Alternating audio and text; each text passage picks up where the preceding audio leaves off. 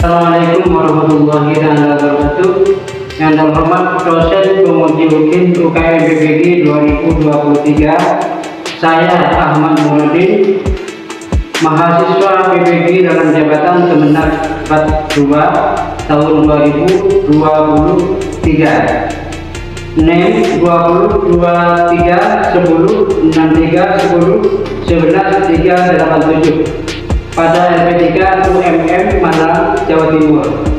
Pada hari ini, hari Sabtu tanggal 2 Desember 2023, akan melaksanakan praktik pembelajaran UKIM di sekolah kami, yaitu MTS Nasional Ulum pada kelas 7. Materi penerapan norma Pancasila dalam kehidupan sehari-hari dan pemahaman pelanggaran norma, modal pembelajaran PBL. Wassalamualaikum warahmatullahi wabarakatuh.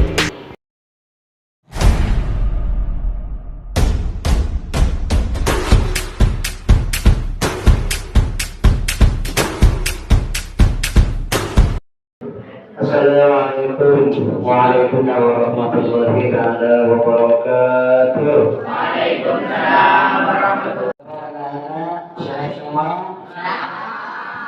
Alhamdulillah, mudah-mudahan dengan kesehatan kita diberi barokah, panjang umur, mendapat ilmu yang bermanfaat. Amin Allahumma. Selanjutnya, marilah kita merapikan diri. Cek dulu supaya dibenarkan semuanya. Sudah? Yang kedua adalah absen siswa. Kira-kira ada yang tidak masuk hari ini? Masuk semua? Ada? Ada yang tidak masuk? Berapa orang? Satu orang. Karena apa? Sakit. Mudah-mudahan yang tidak bisa ikut pembelajaran hari ini cepat sembuh, diberi kesehatan oleh Allah Subhanahu wa Ta'ala. Memasuki pada materi pembelajaran, marilah terlebih dahulu berdoa agar kita mendapat barokah ilmu, barokah dan manfaat. Kepada yang ditunjuk untuk memimpin doa, dipersilakan ke depan.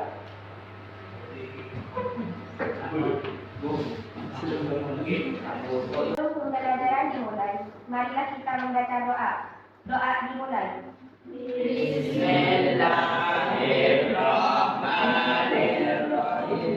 Bismillahirrahmanirrahim.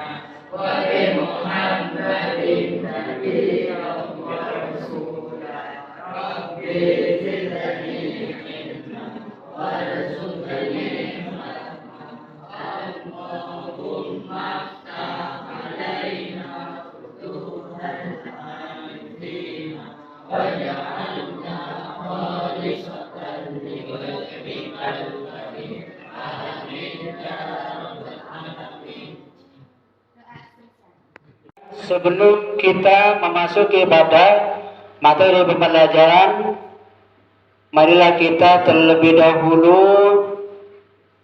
menyanyikan lagu wajib, lagu Indonesia Raya. Kepada yang bertugas untuk memimpin, dipersilakan ke depan.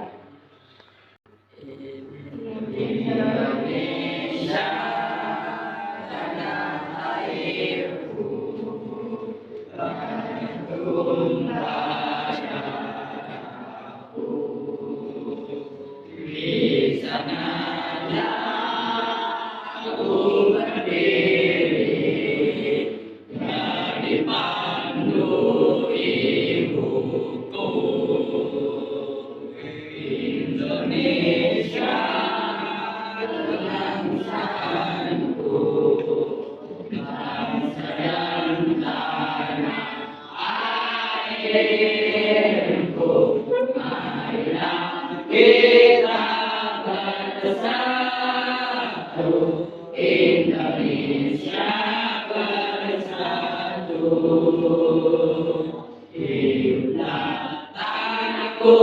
hidupkan negeriku, bangsaku, rakyatku semuanya.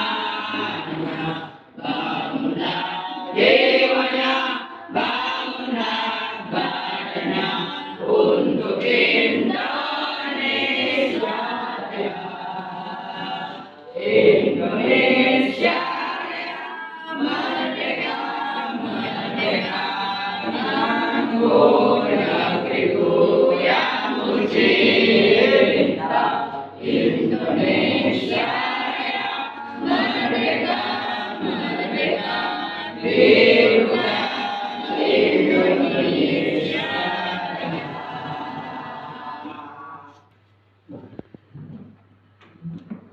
Ini belajar dengan senang. Marilah kita terlebih dahulu mengadakan yel-yel. Kepada semua siswa dipersilakan berdiri. Berdiri kembali.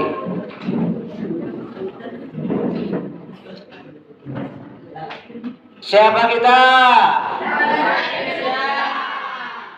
Pancasila. NKRI. Hubbul Watan. Cinta negara. Tenang.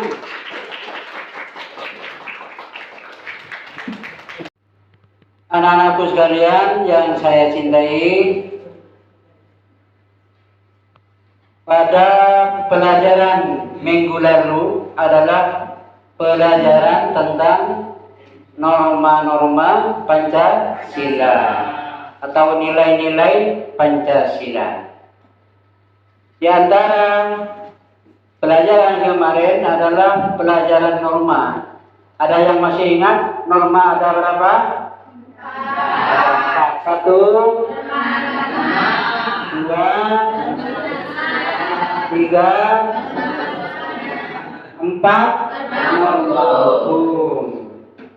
Selanjutnya perkembangan dari pelajaran yang kemarin, yaitu materi pada pelajaran hari ini, yaitu pengembangan atau penuntasan dari pelajaran tentang norma dan pelanggaran norma.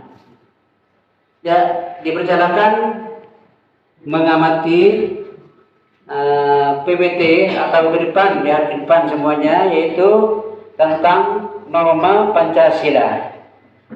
Ini supaya diingat, nanti akan ada presentasi, akan diberikan LKPD untuk bisa mempresentasikan apa saja yang telah disampaikan materi pada hari ini. Yang pertama yaitu norma Pancasila.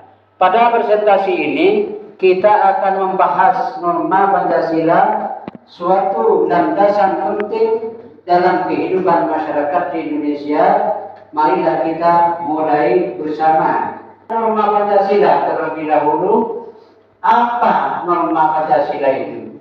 Norma Pancasila merujuk pada kumpulan nilai-nilai dan aturan yang terkandung dalam Pancasila sebagai dasar negara Indonesia.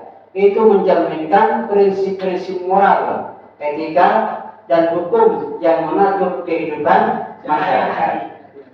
Artinya norma itu yang mengatur kehidupan sehari-hari, yang mengatur kehidupan dalam masyarakat, maka terlahirlah norma-norma Pancasila untuk menjadi pedoman kehidupan kita sehari-hari. Universitas norma Pancasila berlaku bagi semua warga negara Indonesia tanpa kecuali. Artinya hukum-hukum atau norma-norma yang ada dalam Pancasila itu berlaku kepada semua bangsa Indonesia tanpa kecuali, mulai tingkat presiden sampai tingkat petani. Harus semuanya mengikuti aturan-aturan yang terkandung dalam norma-norma Pancasila. Yang kedua, norma Pancasila mengedepankan semangat persatuan, gotong royong, dan saling membantu. Yang ketiga, dinamis. Norma Pancasila dapat beradaptasi dengan perkembangan zaman dan kebutuhan masyarakat. Yang keempat, mendasar.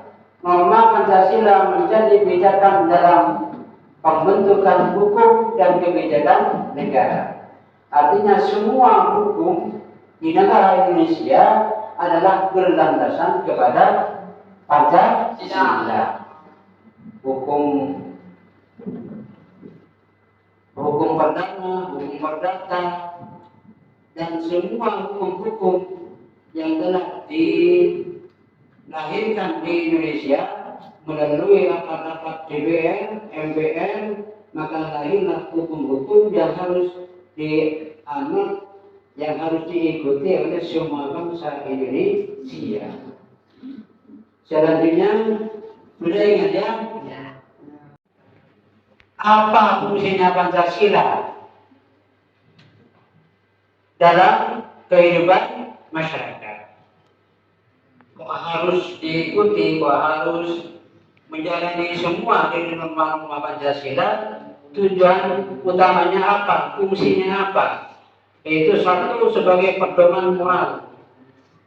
Artinya norma Pancasila membantu masyarakat dalam mengambil keputusan moral yang benar.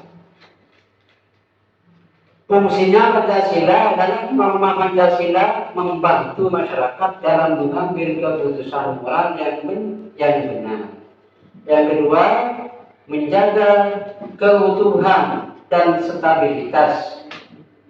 Norma Pancasila memperkuat persatuan dan toleransi antar warga negara.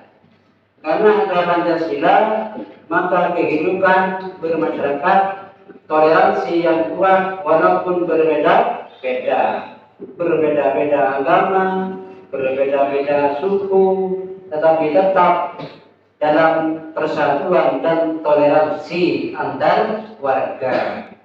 Yang ketiga ialah mengatur hubungan sosial. Norma Pancasila mengatur hubungan antar individu, keluarga, komunikasi, dan masyarakat secara adil dan berkeadilan. Ulang, mengatur hubungan sosial.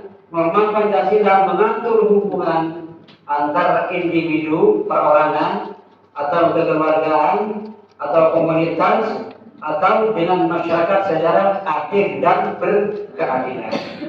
Maksud dengan pelanggaran Pancasila adalah pelanggaran norma Pancasila terjadi ketika seseorang atau kelompok tidak menghormati atau tidak mengikuti perbedaan dan tidak menghargai hak asasi manusia. Makanya tidak boleh bekerja, tidak boleh berkata dengan kehendak sendiri. Yang kedua adalah korupsi, termasuk pelanggaran norma. Korupsi merupakan pelanggaran norma Pancasila yang merugikan masyarakat dan merusak moralitas. Sebentar lagi ini ada pemilihan DPR, ada pemilihan presiden, sebentar lagi 3 bulan lagi ada pelaksanaan demokrasi. Di sini kalau ada yang melaksanakan korupsi, merupakan sogok-menyogok untuk memperoleh, untuk jadi DPR atau jadi presiden, maka di sini dinamakan termasuk pelanggaran hukum. Yang nanti kalau norma hukum masuk ke ranah hukum, yang masuk ke norma sosial, nanti akan ada sanksi dari masyarakat. Yang ketiga adalah diskriminasi, termasuk pelanggaran hukum. Perlakuan diskriminatif berdasarkan suku, agama, ras, dan gender adalah bentuk pelanggaran norma Pancasila.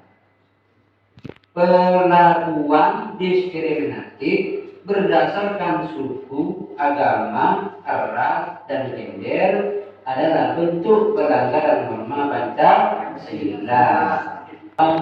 Atau saling mencela di antara ras dan sebagainya, itu termasuk diskriminasi, termasuk pelanggaran hukum. Yang terakhir adalah kekerasan. Kekerasan ini yang biasanya menimbulkan orang tersebut masuk dalam hukum, dihukum, orang yang dihukum. Apa di antaranya? Termasuk pelanggaran terhadap norma Pancasila terjadi ketika individu atau kelompok menggunakan kekerasan untuk mencapai tujuan mereka. Memukul orang.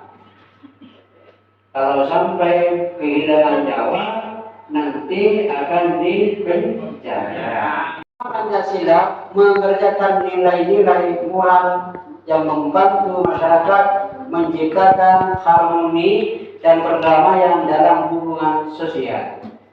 Yang kedua, sumber inspirasi. Norma Pancasila memberikan inspirasi bagi warga negara Indonesia dalam berkontribusi secara positif untuk mencapai kesejahteraan bersama. Pelindung hak asasi. Norma Pancasila melindungi hak asasi manusia dan memberikan jaminan kebebasan serta perlindungan bagi semua warga negara Indonesia. Norma Pancasila adalah landasan moral atau etika atau tata krama dan hukum yang penting bagi keberlangsungan kehidupan masyarakat Indonesia. Dengan memahami dan menerapkan norma Pancasila ketika tidak menciptakan masyarakat,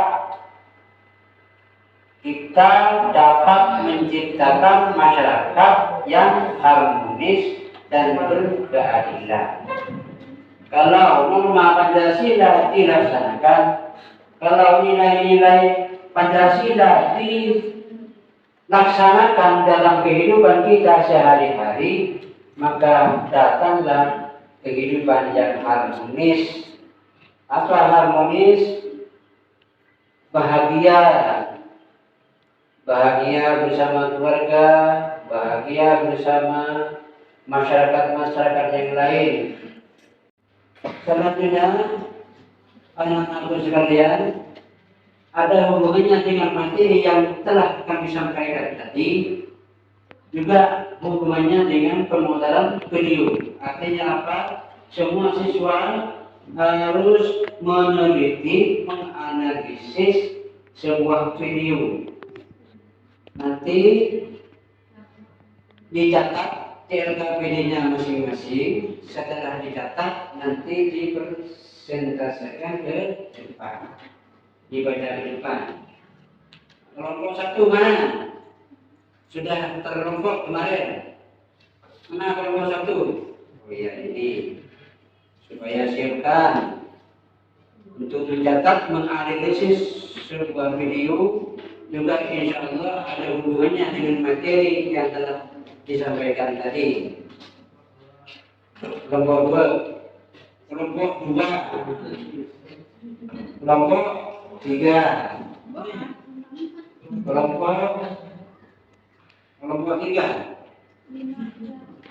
Mana kelompok 3? Oh, ini kelompok 3. Kelompok 4, kelompok 5, kelompok 5. Sudah siap? Siap? Jadi video ini supaya diteliti, dianalisis. Setelah dianalisis, dicatat apa saja yang kamu temukan dalam pemutaran video tersebut. Apakah itu penerapan norma atau itu pelanggaran hukum norma? Ya, 1, 2, 3.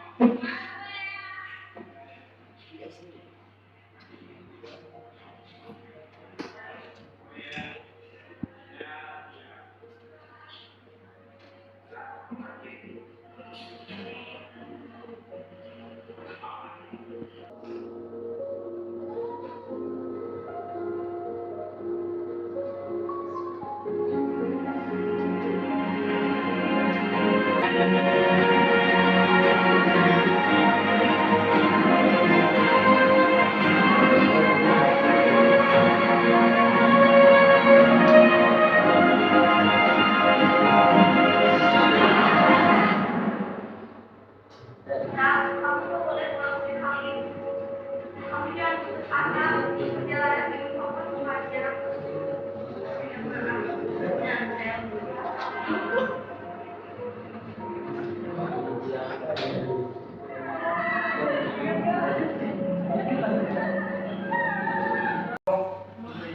Pelajaran kemarin diawali dengan kelompok 1 ke kelompok 5. Kemudian pelajaran yang kedua dari kelompok 5 ke kelompok 1. Yang sekarang dipersilakan siapa saja yang mau presentasi terlebih dahulu. Ajukan tangan. Ya, kelompok berapa ini? Kelompok 4. Dipersilakan ke depan semua. Assalamualaikum warahmatullahi taala wabarakatuh. Bismillahirrahmanirrahim. Bullying merupakan tindakan agresif dan merendahkan yang berulang kali dilakukan oleh individu atau kelompok terhadap korban yang lebih lemah. Jenis perilaku ini melibatkan intimidasi verbal, fisik, atau sosial dengan tujuan membuat korban merasa terisolasi, tidak aman, atau terancam. Kejadian bullying sering terjadi di berbagai lingkungan seperti sekolah, tempat kerja, atau dalam interaksi online, memengaruhi kesejahteraan emosional, mental, dan fisik korban. Pencegahan dan penanggulangan bullying penting untuk menciptakan lingkungan yang aman dan mendukung bagi semua individu. Ada saudara dari kelompok lain? Ya, kelompok berapa ini? 2. Kelompok 2 dipersilakan di depan. Dipersilakan.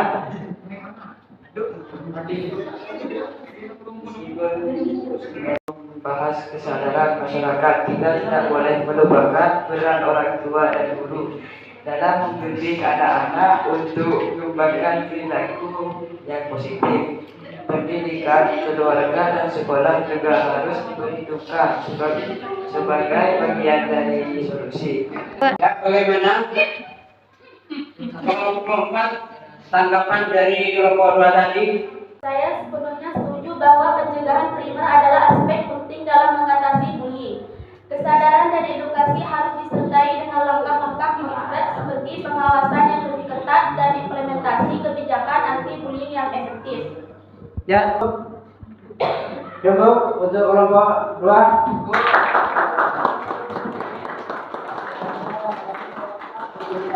Kembali ke tempat.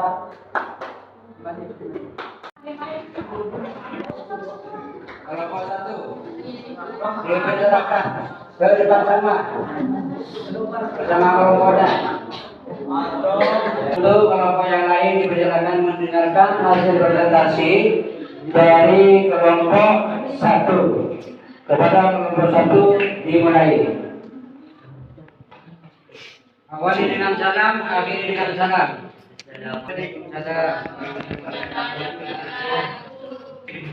Assalamualaikum warahmatullahi wabarakatuh. Waalaikumsalam warahmatullahi wabarakatuh.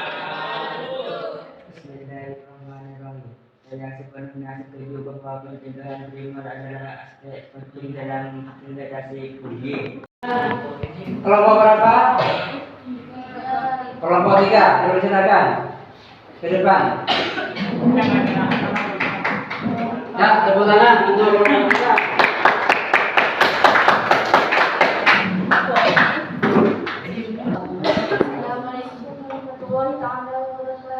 Waalaikumsalam warahmatullahi wabarakatuh. Bullying merupakan tindakan agresif dalam kali dilakukan oleh individu atau kelompok terhadap korban yang lebih lemah. lingkungan. Jenis perilaku ini melibatkan intimidasi verbal, fisik atau sosial dengan tujuan membuat korban merasa terisolasi, tidak aman atau terancam. Terjadi bullying sering terjadi di berbagai lingkungan seperti sekolah, tempat kerja, atau dalam interaksi online.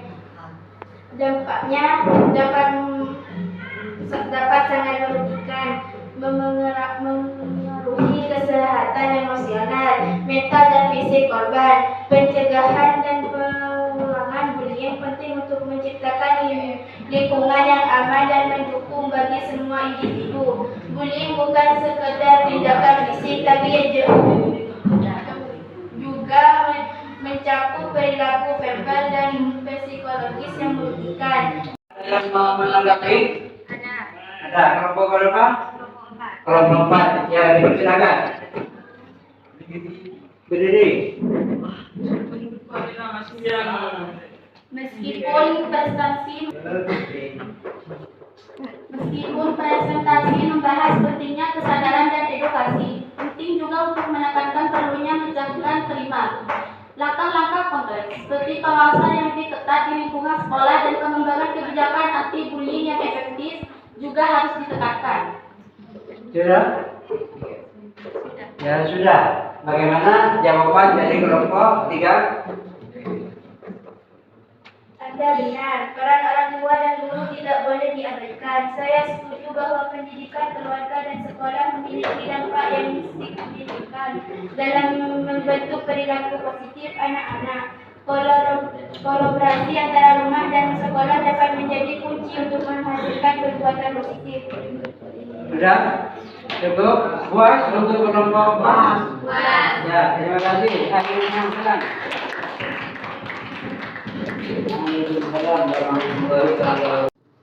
Ya, anak-anakku sekalian, setelah kita presentasi hasil analisisnya, untuk yang terakhir yaitu kegiatan refleksi terakhir nanti. Tapi sebelumnya refleksi, yaitu ada pertanyaan pemantik atau normatif supaya dicatat, nanti akan menjadi PR, kerjakan di rumah. Besok disetor kalian, ditulis pertanyaannya, yaitu sudah siap? Siapkan problemnya. Jelaskan pengertian Pancasila dan sebutkan 5 sila yang terkandung dalam Pancasila. Jelaskan pengertian Pancasila dan sebutkan 5 sila yang terkandung dalam Pancasila. 2. Apa yang dimaksud dengan gotong royong? Berikan contoh konkretnya dalam kehidupan kita sehari-hari. Yang kedua, apa yang dimaksud dengan gotong royong? Berikan contoh konkretnya dalam kehidupan kita sehari-hari.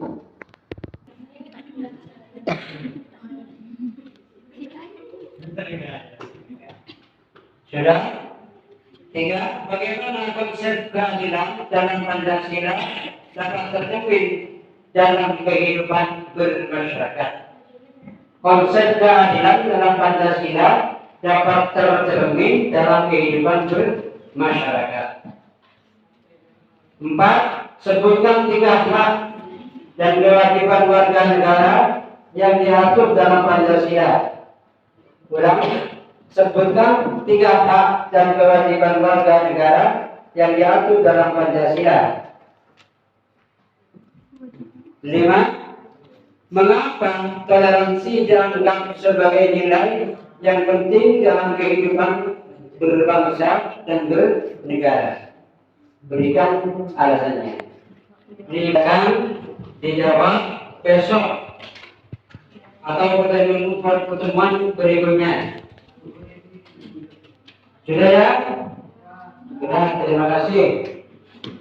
Selanjutnya saya mengadakan refleksi.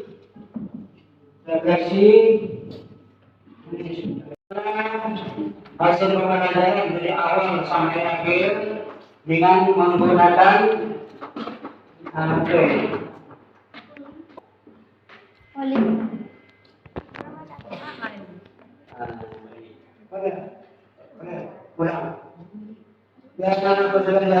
yang paling akhir adalah kegiatan refleksi.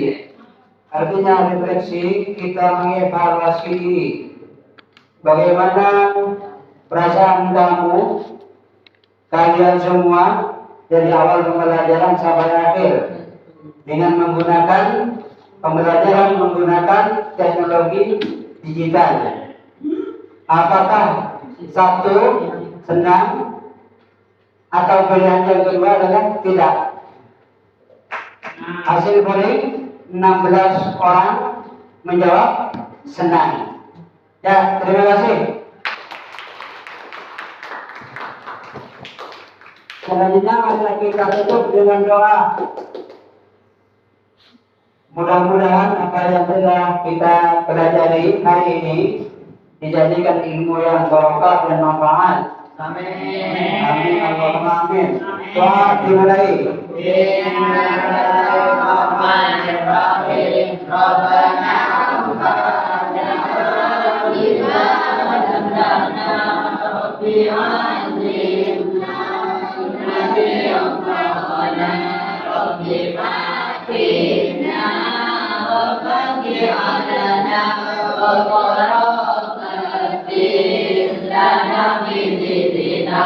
Amin. Sekian pembelajaran hari ini. Untuk pelajaran berikutnya yaitu akan memasuki pada bab ke-6 nanti. Dipersilakan mendownload atau mencari tahu pelajaran bab 6 itu atau bab 5-6 itu dari internet atau Google. Wassalamualaikum warahmatullahi wabarakatuh. Waalaikumsalam warahmatullahi wabarakatuh.